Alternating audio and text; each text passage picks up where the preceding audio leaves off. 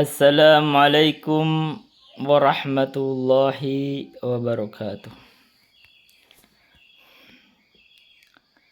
Alhamdulillahil malikil haqqil mubin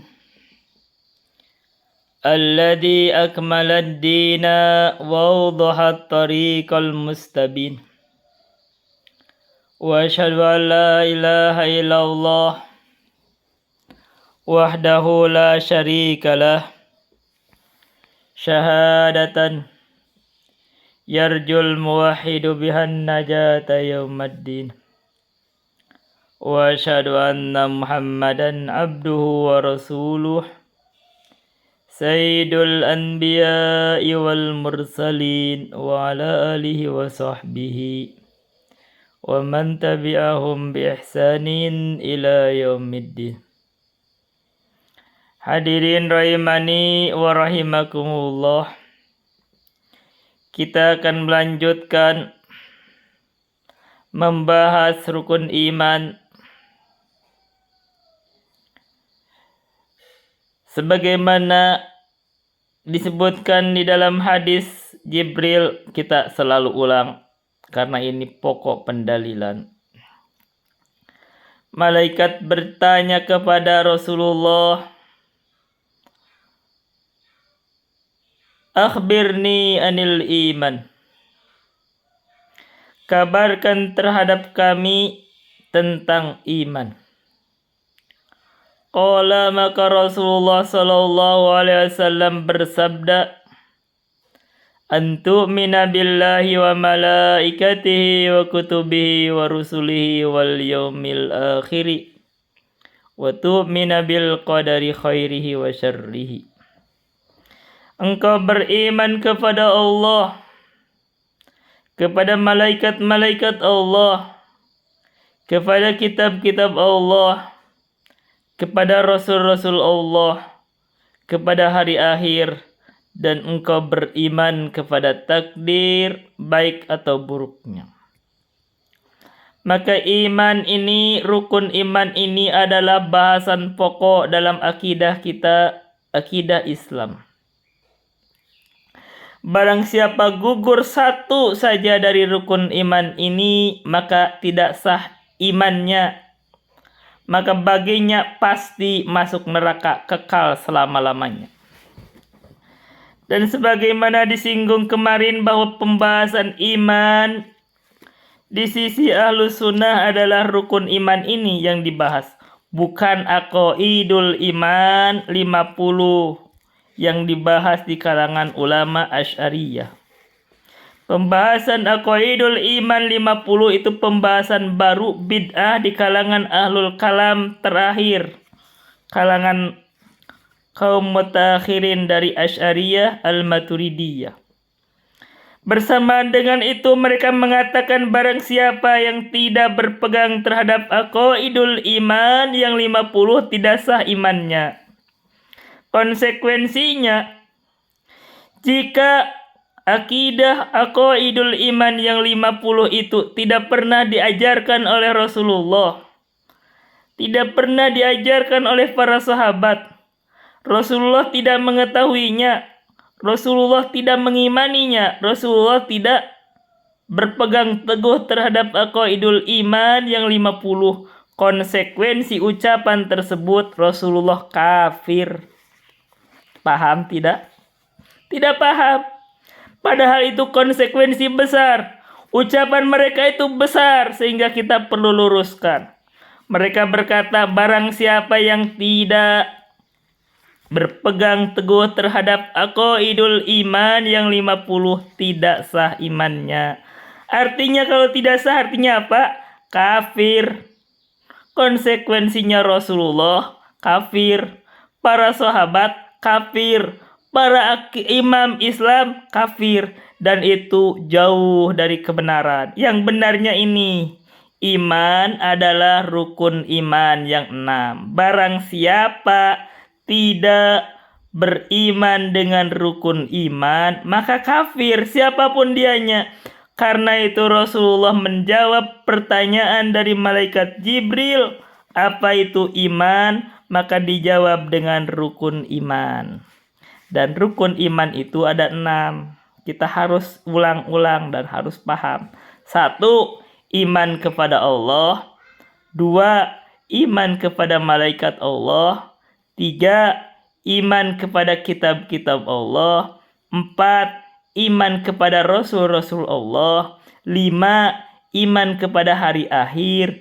6. Iman kepada takdir. Kabar baiknya iman ini, rukun iman, diajarkan terhadap anak TK, diajarkan terhadap anak SD, diajarkan terhadap anak SMP, SMA, sampai kuliah. Sayangnya di pesantren-pesantren banyak yang diajarkannya bukan arkanul iman, bukan rukun iman, tapi yang diajarnya aqaidul iman, 50 dari kalangan pembahasan ahlul kalam. Dan ini kekeliruan yang harus dibenahi. Kita sekarang akan membahas pembahasan rukun iman yang ketiga, yaitu iman kepada kitab-kitab Allah. Allah tidak membiarkan hambanya itu berada di dalam kesesatan tanpa diturunkan kepada mereka petunjuk dari Allah, yaitu kitab-kitabnya. Karena itu diisyaratkan ketika Nabi Adam diusir dari surga, Allah berfirman, "Qulna ihbitu minha jami'a, fa imma ya'tiyannakum minni huda, faman tabi'a hudaya fala khaufun 'alaihim wala hum yahzanun." Kata Allah, kami berkata, ihbitu minha jami'a, turunlah dari surga itu kalian semua. Adam, Hawa, Iblis, turun kalian semua. Fa imma ya'tiyannakum minni hudan, maka bila mana datang kepada kalian dari kami hudan, petunjuk, maka faman tabi'a hudaya fala khaufun 'alaihim wala hum yahzanun.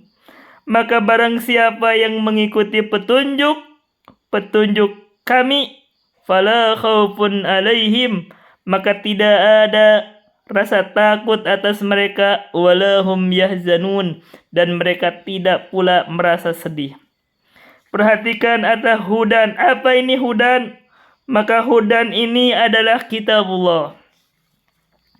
Jadi barang siapa, makna hudan itu adalah bayan warasyad, penjelasan, maksudnya kitabullah. Barang siapa yang datang kepadanya, turun malaikat Jibril menyampaikan kitabullah atau wahyu, diutusnya para rasul, maka hudan ini adalah kitabullah. Kitabullah yang datang dari Jibril disampaikan oleh para nabi dan para rasul. Maka barang siapa yang mengikuti kitabullah, mengikuti para rasul, maka dialah yang mendapat petunjuk. Maka bagi dia tidak akan ada rasa takut dan tidak pula merasa sedih. Maka sudah diisyaratkan oleh Allah, hamba ini, manusia, tidak akan dibiarkan di dunia ini dalam kesesatan tanpa dikasih petunjuk. Maka sudah diisyaratkan ketika Nabi Adam diturunkan dari surga ke dunia, maka Allah sudah isyaratkan akan dikirim utusan, akan didatangkan utusan kepada hamba-hamba dari anak Adam itu yang membawa petunjuk dari Allah melalui malaikat Jibril. Maka kita ketahui banyak para nabi, banyak para rasul. Para rasul dan para nabi itu semuanya membawa petunjuk. Dan terdapat 4 kitab yang kita wajib imani dibawa oleh para nabi. 1, ada kitab Zabur yang diberikan kepada Nabi Daud. 2. Ada kitab Taurat yang diberikan kepada Nabi Musa. 3. Ada kitab Injil yang diberikan kepada Nabi Isa. 4. Ada kitab Al-Quran yang diberikan kepada Nabi Muhammad SAW. Dan ada juga disebut suhufnya Ibrahim dan suhufnya Musa.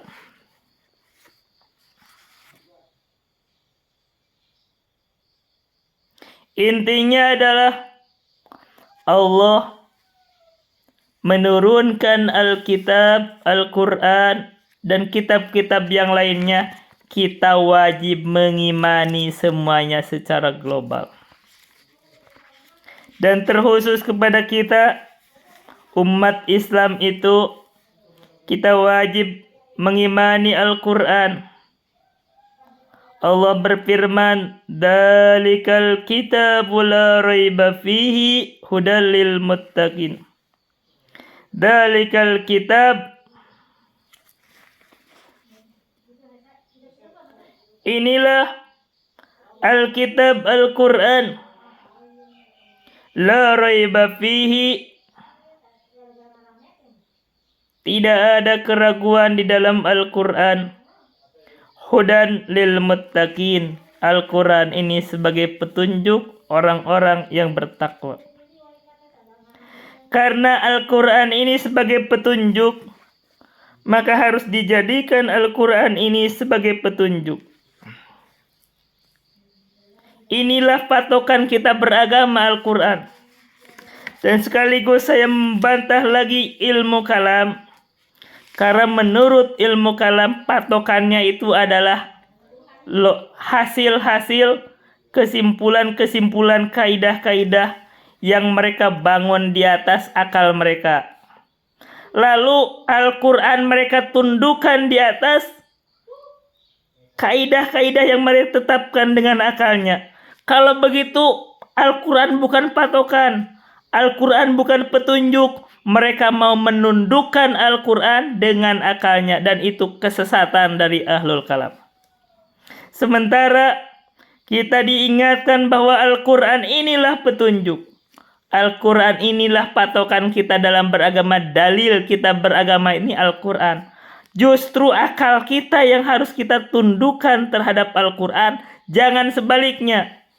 Berpikir dengan akalnya, lalu bila mana ada Al-Quran, ada hadis menyelisihi kesimpulan akalnya, Al-Quran ditundukkan, ditafwid. Oh, itu jangan dipahami begini. Atau diubah Al-Quran, ditakwil, ditahrif, supaya sesuai dengan akalnya. Kalau itu yang terjadi, maka bukan mengikuti Al-Quran. Itu namanya pengikut hawa nafsu. Karena itu ahlul kalam dari zaman dahulu disebut ahlul hawa, ahlul ahwa, ahlul bidah, ahlul jidal. Golongan yang mengikuti hawa nafsu, mengikuti hawa nafsu, ahlul bidah, dan tukang berdebat. Bahkan Al-Quran didebat dengan ro'yunya. Tapi kita ingatkan lagi, ahlus sunnah itu pengikut Al-Quran. Saya baru baca syair dari Imam Syafi'i. Kata Imam Syafi'i, kullul ulumi siwal qur'ani mushgilatun ilal haditha wal fiqha fid dini. Setiap ilmu selain Al-Quran itu hanyalah menyibukkan, kecuali hadis dan kecuali fikih di dalam agama. Wal ilmu makana fihi qala haddatsana wa ma siwahu fawaswasu syayatini. Kata Imam Syafi'i, ilmu itu apa yang di dalamnya ada qala haddatsana. Yang disebut ilmu itu ada ucapan haddatsana, menceritakan kepada kami fulan-fulan sampai Rasulullah, itulah ilmu. Tapi selain itu, yang membangun hanya ucapan-ucapan dari akalnya, Maka kata Imam Syafi'i, itu adalah waswasnya syaitan. Ini kritikan terhadap ahlul kalam yang mereka membangun agama di atas argumentasi akal-akalnya, meninggalkan Al-Quran dan Sunnah. Karena ini wajib bagi kita orang Islam, jalma mukmin itu beriman terhadap Al-Quran dan beriman terhadap sunnah-sunnah Rasulullah, kita mengamalkannya. Jadi kita wajib beriman terhadap Al-Quran, yang Al-Quran itu ditafsirkan oleh sunnah-sunnah Rasulullah. Dan sunnah-sunnah Rasulullah dan Al-Quran ini dipahami oleh para sahabat. Maka kita tidak boleh memahami Al-Quran dengan isi kepala kita sendiri. Kita harus memahami Al-Quran itu dengan ditafsirkan oleh sunnah yang dipahami oleh para sahabat. Kata Ibnu Abi Dawud, tamassak bihablillahi wattabi'il huda wala taku bid'iyan la'allaka tuflihu. Tamassak bihablillah. Kamu harus berpegang teguh dengan hablullah. Apa itu hablullah? Al-Quran. Wattabi'il huda. Dan kamu harus mengikuti al-huda. Apa al-huda? Sunnah Rasulullah. Wala taku bid'iyan la'allaka tuflihu. Jangan berbuat bid'ah engkau. Maka jangan mengikuti hawa nafsu. Itulah ahlul kalam. Dia meninggalkan Al-Quran dan Sunnah, mengikuti hawanya. Wadin bi kitabillahi was sunanil lati atat an rasulillahi tanju wa tarbahu. Dan kalian harus beragama bi kitabillahi, dengan mengikuti kitabullah, was sunanil lati, dan sunnah yang atat an rasulillahi, sunnah yang datang dari Rasulullah, tanju wa tarbahu, maka engkau akan selamat dan akan beruntung. Jangan mengikuti jalannya ahlul kalam yang dia mengikuti ro'yu, pikiran-pikiran sendiri, meninggalkan Al-Quran dan As-Sunnah. Bahkan Al-Quran dan As-Sunnah walaupun mereka pahami, kalau tidak sesuai dengan akalnya, dirubah Al-Quran dan Sunnah. Mereka rubah dengan cara ditakwil, atau mereka tidak mau memahami Al-Quran tersebut, dibiarkan dia seakan-akan bodoh karena dia ingin menetapkan, ingin meloloskan pikiran-pikirannya yang datang dari akal mereka sendiri. Itu saja yang saya sampaikan saat ini. Billahi taufiq wal hidayah. Wassalamualaikum warahmatullahi wabarakatuh.